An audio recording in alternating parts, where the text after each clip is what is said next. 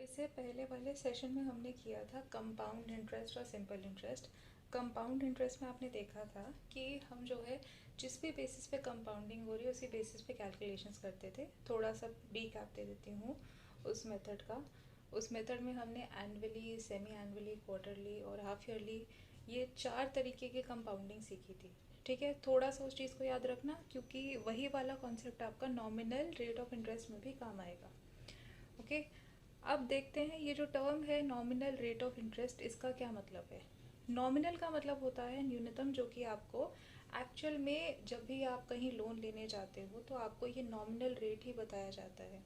ठीक है, जैसे there are various types of loan, education loan है, होम लोन्स है, पर्सनल लोन्स है, तो उसके ऊपर जो रेट ऑफ इंटरेस्ट आपको बताया जाता है दैट इज़ नॉमिनल, यानी कि वो सबसे न्यूनतम परसेंटेज है, सबसे न्यूनतम रेट ऑफ इंटरेस्ट है जो आपको पे करना होता है जो भी आपने लोन लिया है।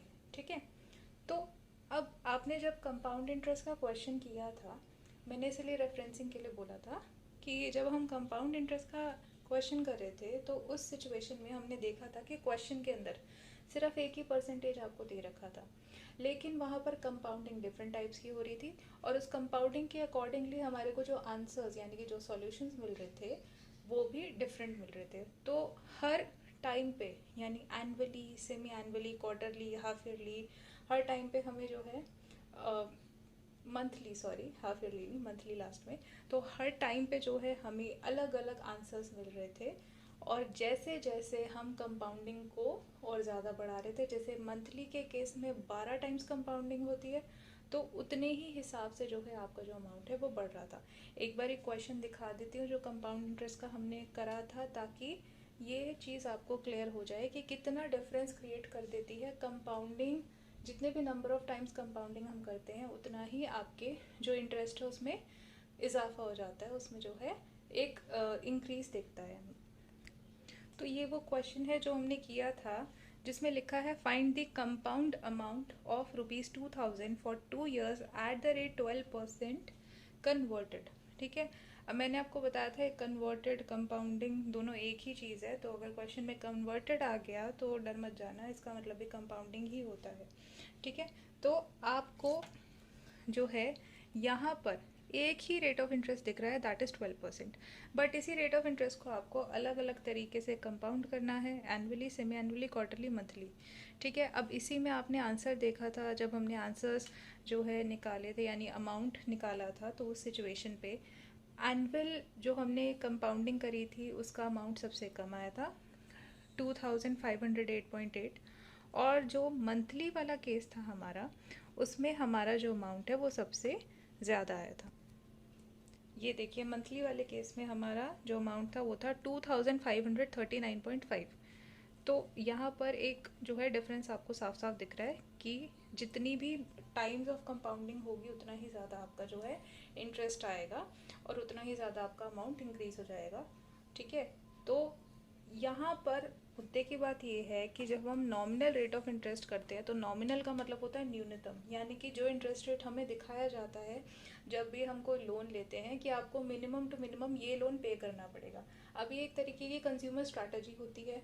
क्यों? क्योंकि आपको इसके पीछे जो जब आप कंपाउंडिंग करोगे तो डेफिनेटली उससे आपको ज़्यादा ही अमाउंट पे करना पड़ेगा जितना नॉमिनल रेट है उससे। ठीक है, अब जैसे हम यहाँ पर देख रहे हैं यहाँ पर आपका नॉमिनल रेट है 12%।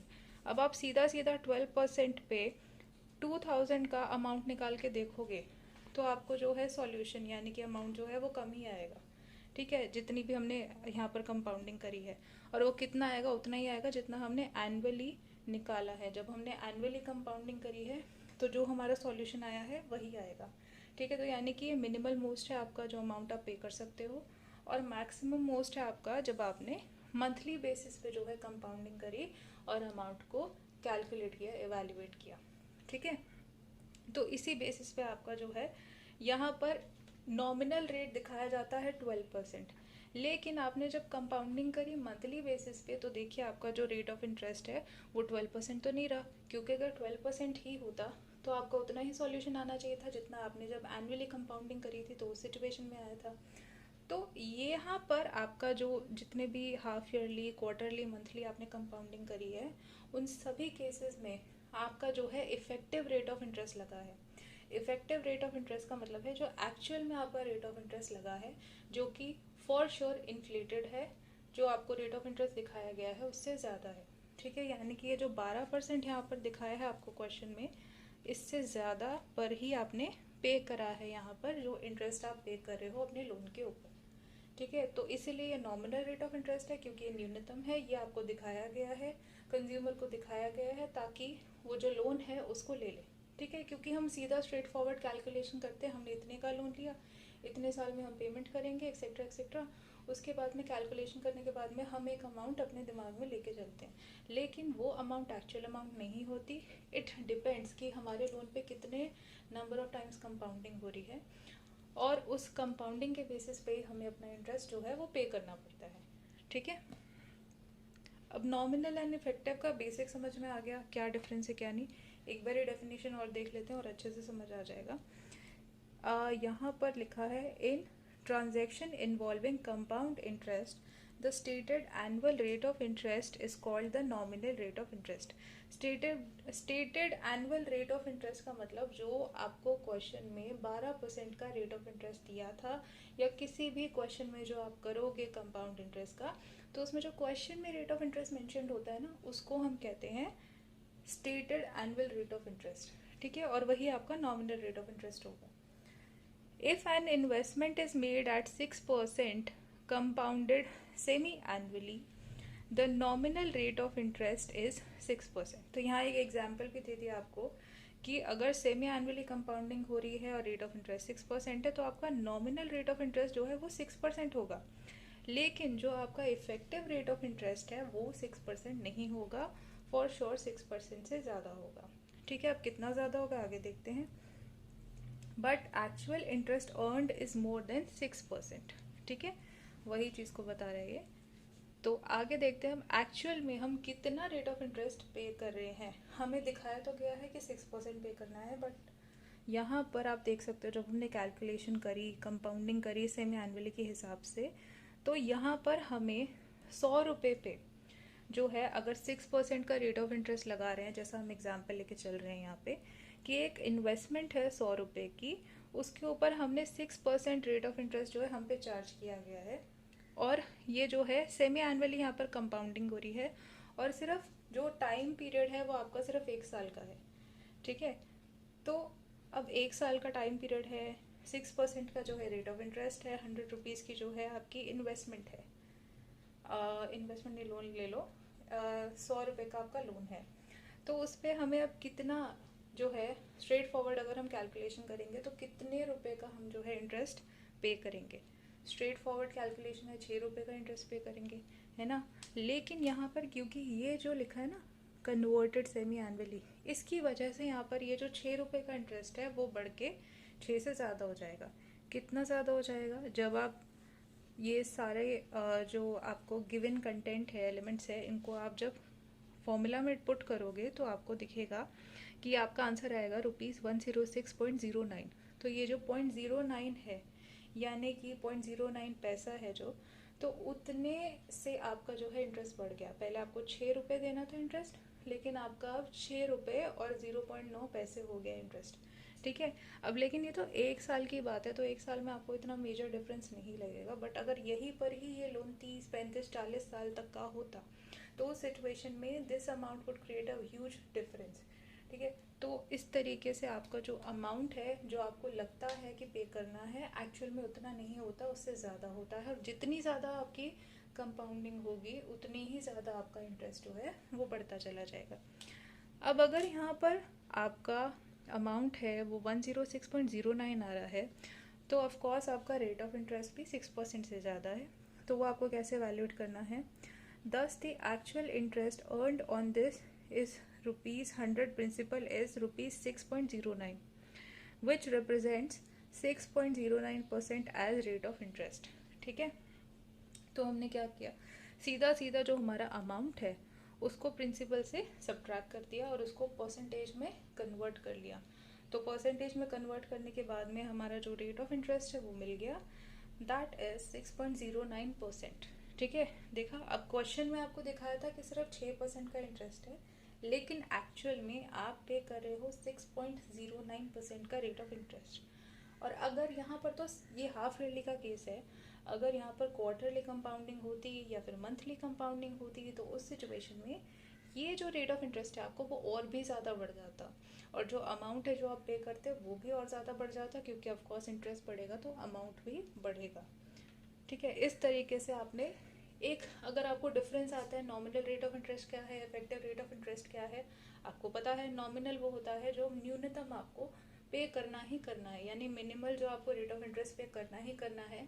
और जो कमर्शियल्स के टाइम पे या फिर इवन आप जब क्वेश्चन करते हो तो उस सिचुएशन में आपको जो क्वेश्चन में रेट ऑफ इंटरेस्ट दिया जाता है उसको हम कहते हैं नॉमिनल रेट ऑफ इंटरेस्ट। लेकिन जब हम इंटरेस्ट पे करते हैं, यानी जब हम एक्चुअल पेमेंट करते हैं, तो उस सिचुएशन में जिस रेट ऑफ इंटरेस्ट पे हमारी कंपाउंडिंग होती है उसको हम कहते हैं इफेक्टिव रेट ऑफ इंटरेस्ट, यानी कि जो एक्चुअल में इन इफेक्ट है, यानी कि जो एक्चुअल में लगाया गया है वो वाला रेट ऑफ इंटरेस्ट।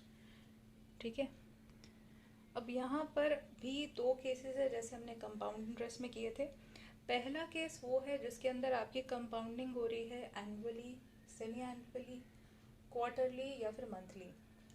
तो यहाँ पर आपको कंपाउंडिंग का जो है effective rate of interest equivalent to nominal rate of interest, ये वाला जो फॉर्मूला है वो आपको एज पर योर कंपाउंडिंग लगाना है। कंपाउंडिंग यानी जब आपको बताया गया है कि ये जो रेट ऑफ इंटरेस्ट है वो एनुअली, सेमी एनुअली, क्वार्टरली या मंथली कंपाउंड होगा। ठीक है, तो ये केस नंबर 1 है जिसमें आपको ये वाला फॉर्मूला यूज़ करना है। और उसके अलावा केस नंबर 2 है आपके पास में, जैसे हमने कंपाउंड इंटरेस्ट में किया था, जहाँ पर हमने कंटिन्यूस कंपाउंडिंग जो है उसको कैलकुलेट किया था। तो इसी तरीके से जब हमने effective rate of interest calculate करना हो, तो अगर वो इफेक्टिव रेट ऑफ इंटरेस्ट जो है कंटिन्यूसली कंपाउंड हो रहा है, तो उस सिचुएशन में हमें ये जो r e is equals to e की पावर आर माइनस 1, ये वाला जो फॉर्मूला है उसको हमने यूज़ करना है। ठीक है, जो आपका ये जो कंपाउंडिंग वाला फॉर्मूला है ये तो आपको यूज़ करना फॉर श्योर आता है, लेकिन ये जो कंपाउंडिंग कंटिन्यूसली वाला फॉर्मूला है इसके अंदर आपको एक्सपोनेंशियल का जो आपको टेबल है दिया हुआ आपके बुक के पीछे, वो वाला टेबल आपको यूज़ करना है। और वो टेबल यूज़ करना बहुत ही ज़्यादा इजी है, एक बार एक क्वेश्चन करेंगे तो उसमें देख लेंगे कि कैसे हमने यहाँ पर एक्सपोनेंशियल की जो वैल्यू है, यानी कि ये जो आर है ऑफ कोर्स किसी परसेंटेज में होगा, तो अगर ये आर सपोज कीजिए 6% ही हमारे रेट ऑफ इंटरेस्ट है, तो ई की पावर 0.06 हो जाएगी। ठीक है, और ये जो ई की पावर 0.06 है तो इसकी वैल्यू आपके जो है टेबल में दे रखी होगी, और वहीं से हम उस वैल्यू को कॉपी करके यहाँ पर मल्टीप्लाई में सॉरी पुट कर देंगे, और उसके बाद में उसको 1 से सब्ट्रैक्ट करके आपका रेट ऑफ इंटरेस्ट निकल जाएगा। ठीक है, तो ये अब एक क्वेश्चन है, यहाँ पर आप देख सकते हो, find the effective rate equivalent to a nominal rate of 6% compounded quarterly. ठीक है, अब जैसे हमने पिछला क्वेश्चन किया था उसमें क्या किया था, कंपाउंडिंग हाफ ईयरली, याद आया? तो उसी तरीके का क्वेश्चन है ये। यहाँ पर आपको जो है नॉमिनल रेट ऑफ इंटरेस्ट दे रखा है 6%, कंपाउंडिंग क्वार्टरली बता रखा है, और आपको इफेक्टिव रेट ऑफ इंटरेस्ट पता करना है। ठीक है, तो इसको हम एक बार फॉर्मूला में देखते हैं पुट करके कि हमें क्या क्या चीज़ें गिवन है और क्या क्या चीज़ हमें निकालनी है। तो फॉर्मूला हमारा था r to the base e is equals to 1 plus r divided by m bracket close power में m माइनस 1। ठीक है, ये हमारा फॉर्मूला था, राइट। अब इसके अंदर हमारे को क्या क्या गिवन है, r गिवन है, r क्या है हमारा 6%, तो इसको हम क्या लिखेंगे 0.06 m, यानी कंपाउंडिंग गिवन है। अब यहाँ पर क्वार्टरली कंपाउंडिंग होगा तो m हमारा क्या हो जाएगा 4।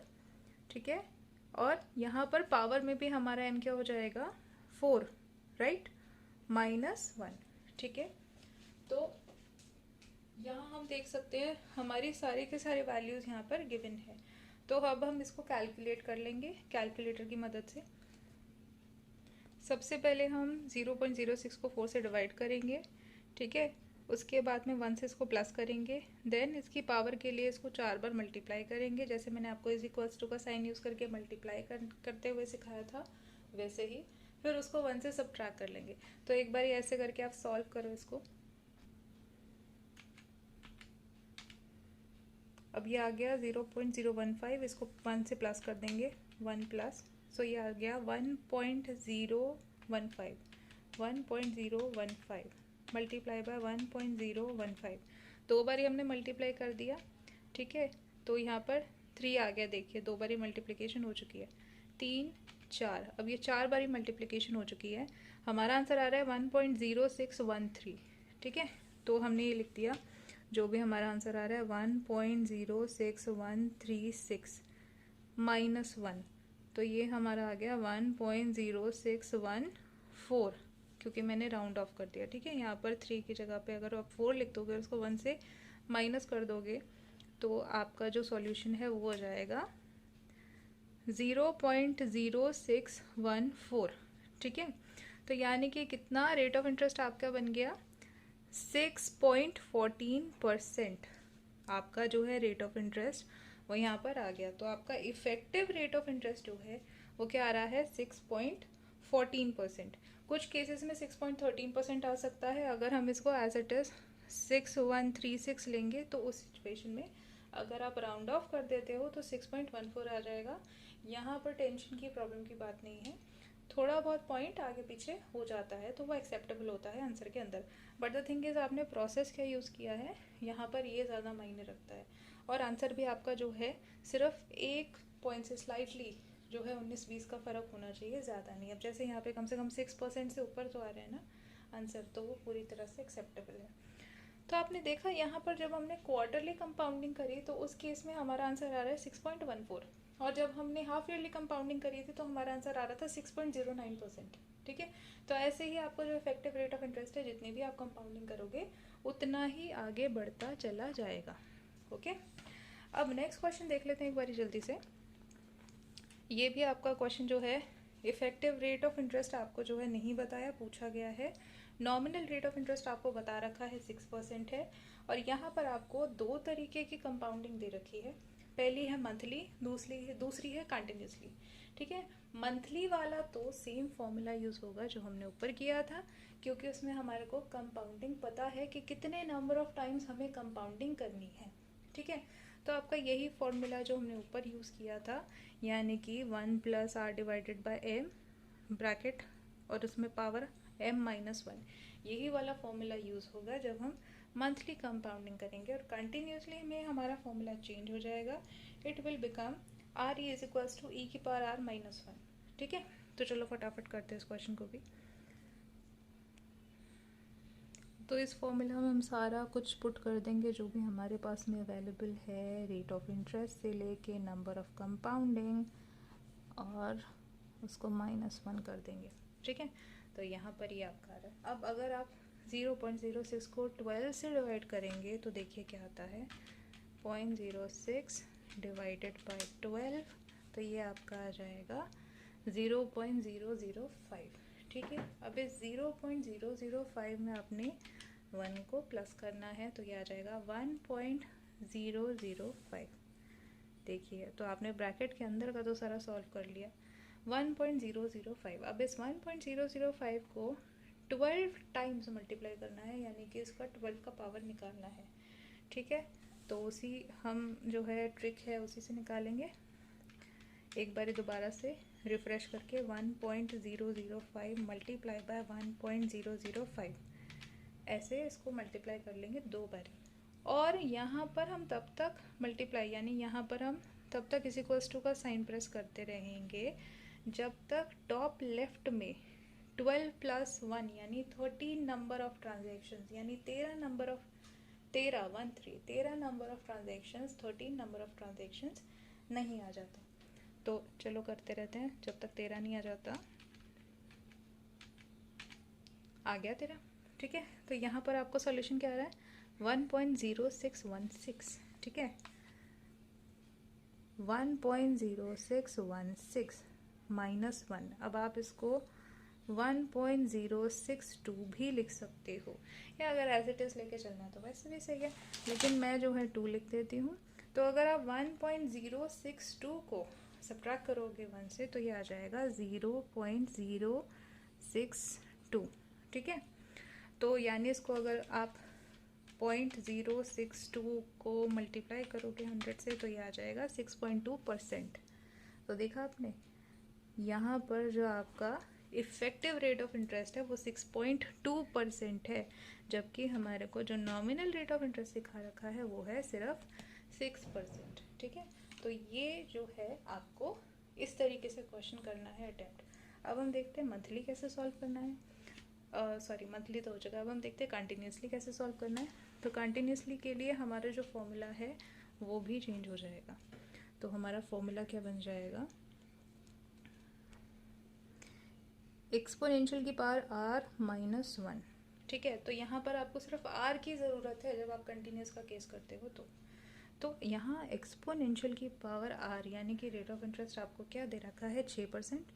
तो एक्सपोनेंशियल की पावर 0.06 आ जाएगी -1। अब हमने एक्सपोनेंशियल का टेबल निकालना है। तो एक्सपोनेंशियल का टेबल एक बार आप देखिए, आपके बुक के बैक में ज़रूर दे रखा होगा। मैं भी अभी उसको जो है निकालती हूँ, जो एक्सपोनेंशियल का टेबल है, फिर आपको दिखाती हूँ कैसे आपने इसकी वैल्यू निकालनी है। तो ये है आपका table number 3, value of exponential की पावर x एंड एक्सपोनेंशियल की पावर -x यानी -x, ठीक है। तो इस वाले टेबल का आपने करना है यूज़। अब इसमें आप देख भी सकते हो x दे रखा है, और जब एक्सपोनेंशियल की पावर में x होगा तो उस सिचुएशन में भी आपको जो है क्या नंबर पुट करना है वो दे रखा है। अब हमें देखना है एक्सपोनेंशियल की पावर 0.06, ठीक है। यानी कि यहाँ पर हम देखेंगे कि जब x यानी कि पावर 0.06 होगी तो एक्चुअल में एक्सपोनेंशियल की जो वैल्यू है वो क्या होगी।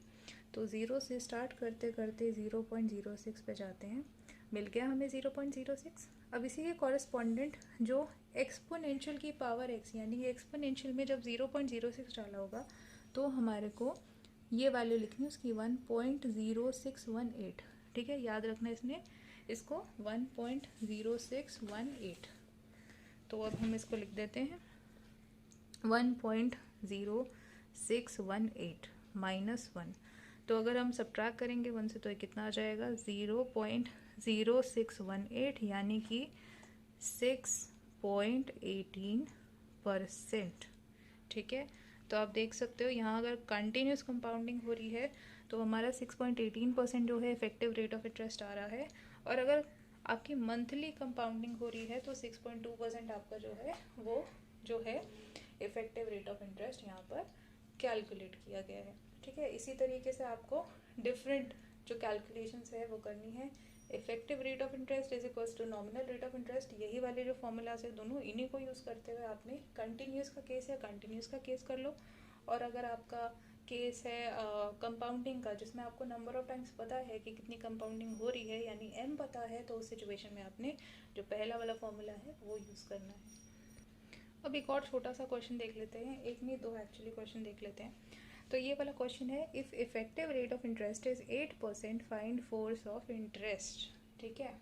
तो यानी कि अब तक क्वेश्चंस में आपको नॉमिनल रेट ऑफ इंटरेस्ट दे रखे होते थे और आपसे पूछा होता था कि इफेक्टिव रेट ऑफ इंटरेस्ट क्या है, लेकिन इस क्वेश्चन में आपको इफेक्टिव रेट ऑफ इंटरेस्ट दे रखा है और आपसे पूछा गया है कि फोर्स ऑफ इंटरेस्ट क्या है। तो देखिए यहाँ पर आप देख सकते हैं क्वेश्चन में आपको सिर्फ एक रेट ऑफ इंटरेस्ट दिया है, वो भी इफेक्टिव रेट ऑफ इंटरेस्ट दिया है, नॉमिनल के बारे में आपको नहीं पता।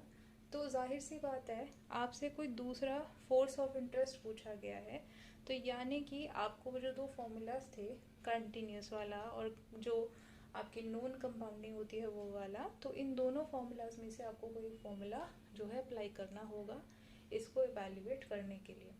अब आप अगर ध्यान से सोचें तो जहाँ पर हमें कंपाउंडिंग पता होती है यानी annually, quarterly, semi annually, monthly, उस सिचुएशन में हम m का भी इस्तेमाल करते हैं, ठीक है। तो यानी रेट ऑफ इंटरेस्ट के साथ साथ हमें m की भी ज़रूरत पड़ती है। तो ये जो है फॉर्मूला यहाँ पर फिट नहीं हो सकता क्योंकि हमारे को m नहीं पता, ठीक है।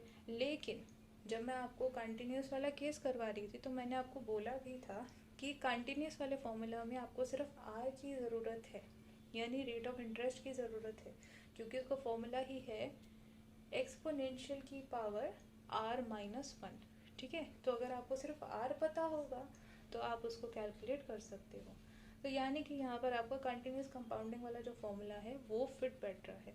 अब कंटिन्यूस कंपाउंडिंग वाला फॉर्मूला क्या था? Effective rate of interest is equals to exponential की पावर r-1। ठीक है, तो ये फॉर्मूला कहीं ना कहीं आपका फिट बैठेगा। क्यों? क्योंकि आपके पास इफेक्टिव रेट ऑफ इंटरेस्ट है। तो ये 8% है। अब 8% को आप 0.08 लिख सकते हो। ठीक है, तो हमने वही कर दिया, लिख दिया इसको ऐसे ही। अब हमें एक्सपोनेंशियल की पावर आर नहीं पता, तो हम इसे ऐसे ही लिख देंगे एज इट इज़ और -1 लिख देंगे।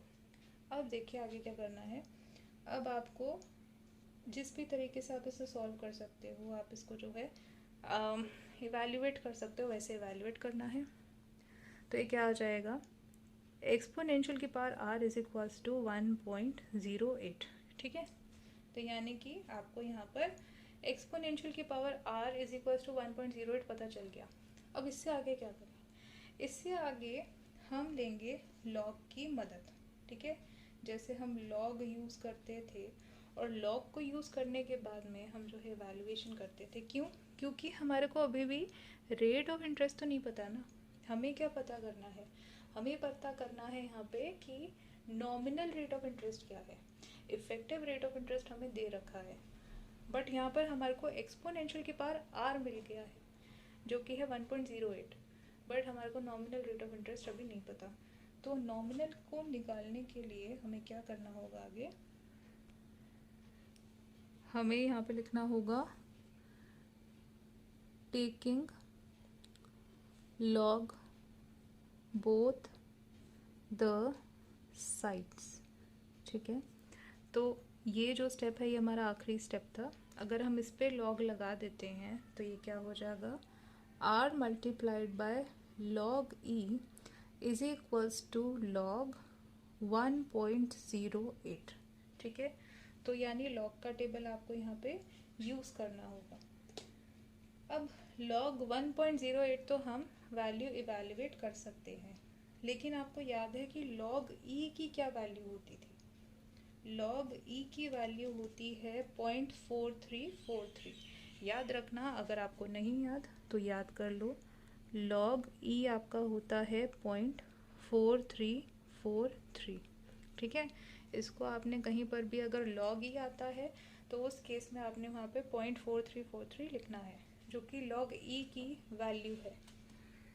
अब जाहिर सी बात है, log 1.08 को निकालने के लिए हम log टेबल में जाएंगे, लेकिन log टेबल में जाने से पहले मैं आपको एक चीज़ याद दिला देना चाहती हूँ। जब भी मैंने आपको log निकालने को बोला है, आपने जो है ध्यान दिया होगा, मैंने आपको हर बार बोला है कि ये जो डेसिमल प्लेस है इसको आप निगलेक्ट करेंगे। ठीक है, जब आप सिर्फ इवैल्यूएशन कर रहे हैं, जब आप देख रहे हैं कि log टेबल में कि log 1.08 की वैल्यू क्या होगी, क्योंकि log टेबल में डेसिमल्स नहीं दे रखे।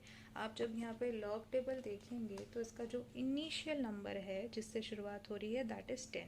ठीक है, तो यानी कि यहाँ पर डेसिमल्स की कोई वैल्यू नहीं है, डेसिमल्स को हमें इग्नोर करना पड़ेगा। तो हमारे को 1.08 की वैल्यू ढूंढनी है, तो आपने क्या करना है? 10 जो है, क्योंकि 1.08 को अगर हम 1.08 में अगर हम डेसिमल को इग्नोर करेंगे तो इट विल बिकम 108। और ये जो 108 है इसको अगर हम डिवाइड करेंगे तो ये बन जाएगा पहला डिवीजन नंबर 10 का और दूसरा डिवीजन नंबर 8 का। ठीक है, तो यहाँ पर हम नंबर 10 देखेंगे सबसे पहले। अब यहाँ मैंने मार्क भी कर रखा है इसको, जो आपका कॉलम है उसको हम फर्स्ट जो है कंसिडर करते हैं, क्योंकि इसी कॉलम से हम जो है नंबर के जो इनिशियल 2 डिजिट्स है उनको ढूंढना चालू करते हैं। तो यहाँ पर जो 10 है उसके कॉरेस्पॉन्डेंट, अब हमें ये पता चल गया ये 10 तो हमें देखना ही देखना है। तो अब इसके कॉरेस्पॉन्डेंट में जहाँ पर मैंने सेकंड लिखा हुआ है, तो ये जो आपका रो है इसमें आपको ढूंढना है 8, क्योंकि हमें 10 और 8 इसके डिस्ट्रीब्यूशन में नंबर ढूंढना है कि लॉग का वैल्यू क्या होगा। तो 10 के सामने 8 के नीचे जो भी आपका नंबर आ रहा है आपको उसको नोट करना है, ठीक है। तो यहाँ पर हमारा नंबर आ रहा है 0334, तो आपने यहाँ लिख देना है 0334। अब आती है बारी कि ये जो डेसिमल प्लेस है इसका हमने क्या करना है। देखिए जो डेसिमल प्लेस है उससे पहले आपने देखने हैं कि कितने नंबर ऑफ डिजिट्स आपको दे रखे हैं। अब आप एक बारी देख के बताइए कितने नंबर ऑफ डिजिट्स है 1.08 में डेसिमल प्लेस से पहले, यानी कि डेसिमल के लेफ्ट हैंड साइड पे कितने डिजिट्स आपको दे रखे हैं। जस्ट 1 है ना, क्योंकि 1.08 ऐसे है। तो 1 पॉइंट, ये जो 1 है ये एक्चुअली में जस्ट एक ही डिजिट ऑफ नंबर है। तो हम जितने भी digit of number decimal place से पहले होते हैं या लेफ्ट हैंड साइड पे होते हैं उनमें हम -1 कर देते हैं, ताकि हम जो हमारा ये नंबर है लॉग निकालने के बाद, जो कैलकुलेट करने के बाद हमने नंबर निकाला है, उसके लेफ्ट में भी हम डेसिमल प्लेस से पहले नंबर दे सके, ठीक है। तो इसमें अगर हम -1 कर देंगे, अब यहाँ पे एक ही डिजिट दे रखी है, तो 1 - 1 क्या हो जाता है 0, सो इट विल बिकम 0.0334, ठीक है। तो ये आपका 0.0334 आ गया। अब r निकालने के लिए हम क्या करेंगे, इन दोनों को डिवाइड कर देंगे। 0.0334 डिवाइडेड बाय 0.4343, तो जो हमारा r है वो आ जाएगा 0.0334 डिवाइडेड बाय 0.4343। सो ये हमारा आ जाएगा 0.0769, ठीक है। अब ऐसे समझ नहीं आ रहा तो हमें परसेंटेज में तो निकालना है, तो मल्टीप्लाई कर दो 100 से, तो ये आ जाएगा 7.69%, ठीक है। तो ये जो 7.69% है ये एक्चुअल में है हमारा नॉमिनल रेट ऑफ इंटरेस्ट, ठीक है। और जो इफेक्टिव रेट ऑफ इंटरेस्ट है वो आपका बन गया था कितना, 8%, ठीक है। तो जाहिर सी बात है जो नॉमिनल रेट ऑफ इंटरेस्ट होगा वो कम होगा, इफेक्टिव रेट ऑफ इंटरेस्ट है, और यहाँ कंफर्म हो गया क्योंकि यहाँ पर हमारा जो नॉमिनल रेट ऑफ इंटरेस्ट है वो आ रहा है 7.69%, ठीक है। इस तरीके से अगर आपको इफेक्टिव रेट ऑफ इंटरेस्ट दे रखा है और nominal rate of interest calculate करना है तो आपने ऐसे ही इसको कैलकुलेट करना है, ठीक है।